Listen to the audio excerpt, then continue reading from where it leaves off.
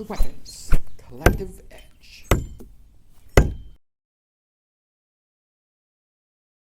Welcome to the Weapons Collective Edge.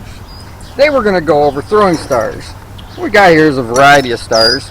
We've got 8-point, 6-point, it's called a moon star, regular store-bought 4-point, 4-point that I made, and an 8-point. Now, how throwing stars work is they're kind of like the same thing as a knife or an axe. It's just they've got more points, so they have a better chance of sticking than the other styles. So, in this case, the 4-point stars tend to stick the best and deepest, where the 8-point, because there's more points, has the tendency to stick more shallow. Sometimes they bounce out. The 8-point's notorious for bouncing out and rolling like a wheel, and so then it'll get away from you, harder to find. 4-points, they tend to land right in the grass where you threw them and fell into the ground. But I'll throw them for you, give you an idea how they go.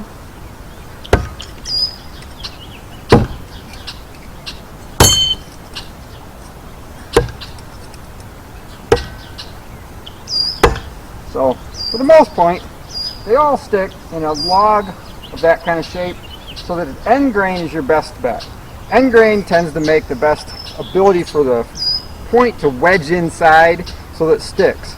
If you have vertical boards like I have up on top of my target, you got to stick into them vertically. If you go horizontal, they tend to fall out. So your best bet is to throw against logs, or even a stack of end grained of cut logs. So that's usually what works the best. But anyways, the different varieties are what I wanted to show you. 4-points tend to stick the best, and the 8-points tend to be like wheels. They do have more points, so they have a tendency that maybe more than one point will stick, where a 4-point might not stick as many points, obviously, but you'll get a deeper stick usually, just because it's like a knife edge versus this is more like a circular saw.